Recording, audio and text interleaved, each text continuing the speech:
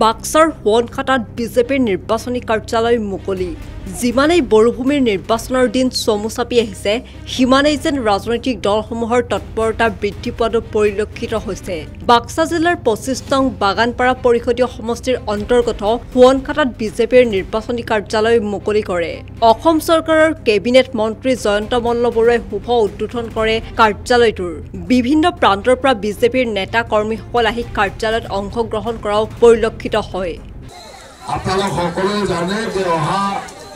22 তাৰিখে এই বিটিআৰৰ পৰিষদীয় নিৰ্বাচন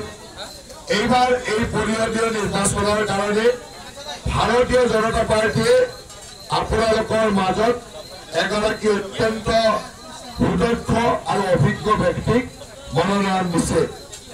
আপোনালোকে জানে এই অঞ্চলৰ প্ৰায় এটা সময়ত বিধায়িকা হোৱা মন্ত্ৰী হোৱা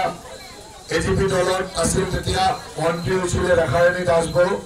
তেখেতকে আমাৰ দলে এইবাৰ এই ভাৰতীয় জনতা পাৰ্টিৰ প্ৰাৰ্থী হিচাপে বাগানপাৰা পৰিষদীয় সমষ্টিত প্ৰাৰ্থিত্ব দিছে গতিকে মই আশা ৰাখোঁ যে আপোনালোক সকলোৱে এই অঞ্চলৰ উন্নয়নৰ স্বাৰ্থত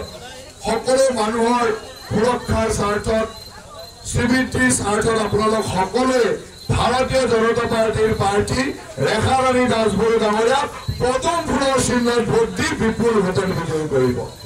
বাক্সাৰ হোৱনখাটাৰ পৰা জ্যোতিষ কলিতা নিউজ ডেস্ক ৰিপৰ্ট